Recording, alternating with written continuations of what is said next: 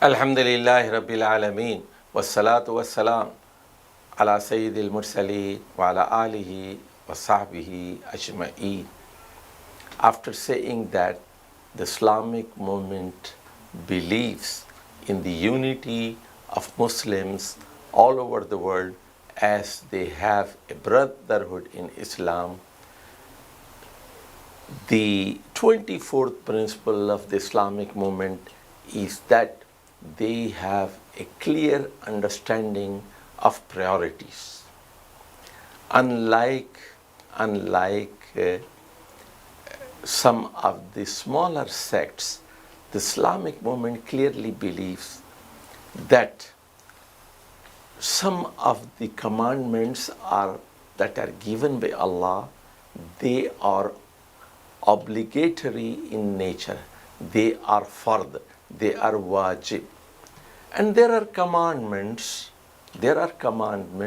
which are not fard and wajib, they are desirable, they are mustahab. So the Islamic movement not only believes, but it propagates, it tells and teaches the ummah that they should have a clear understanding that this is must and this is desirable. What happens?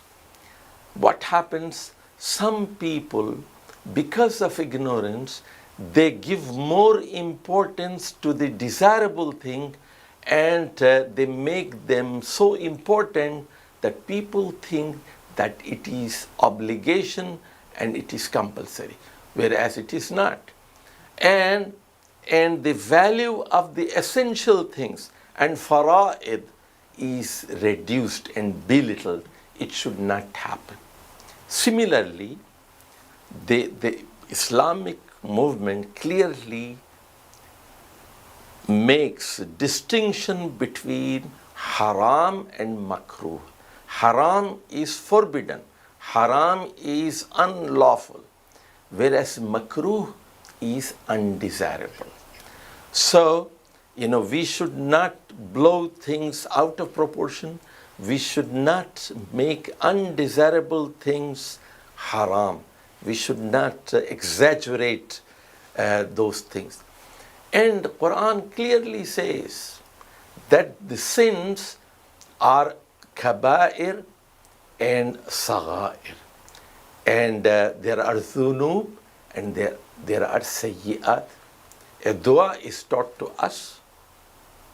Rabbana faghfir lana dhunubana wa kaffir anna sayyi'atina. O Allah, forgive our major sins and erase our minor sins. Faghfir lana dhunubana wa kaffir anna sayyi'atina. Dhunub are major sins and sayyi'at are minor sins. And Allah subhanahu wa ta'ala clearly said, in tashtanibu kaba'ira min al-ism. If you abstain yourself from kaba'ir, from the major sins, nukaffir ankum sayyi'atikum.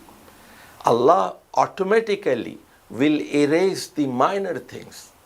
And there are a lot of ahadith on this subject by Rasulullah sallallahu alaihi wasallam.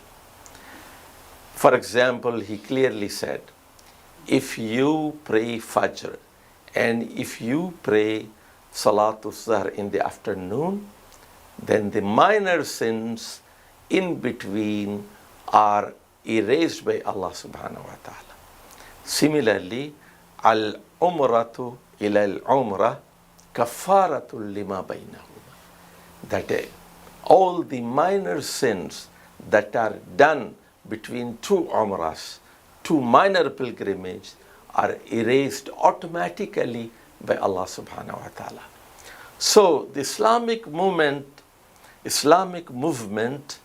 teaches and propagates the entire mankind that these are the essential things that has to be done by every person at any cost.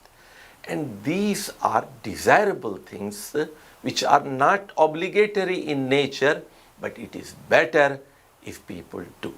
Similarly, these are haram things. For example, killing a person is haram.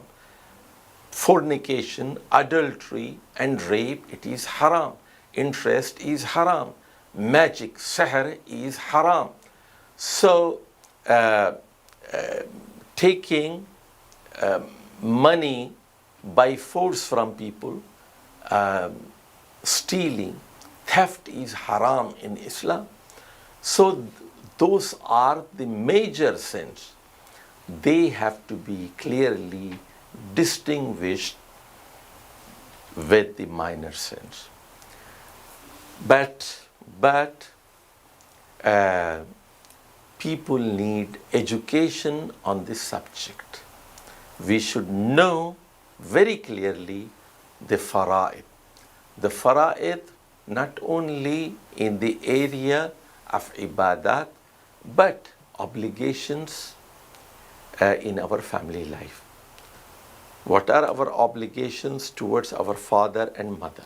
What are our obligations towards our wife and husband? What are our obligations towards our children? What are our obligations towards our job? What are our obligations towards the society? And what are our duties and responsibilities essential towards government? We have to pay taxes. We have to abide by the laws. We do not make tax evasions. So all these are fara'id. They are obligatory in nature as described by Allah subhanahu wa ta'ala. And they should not be mixed up with those acts which are voluntary in nature. And I give you an example. Allah subhanahu wa ta'ala said about Hajj, وَمَنْ تَعَجَّلَ فِي يَوْمَيْنِ فَلَا إِثْمَ عَلَيْهِ وَمَنْ تَأَخَّرَ فَلَا إِثْمَ عَلَيْهِ لِمَنِ اتَّقَى.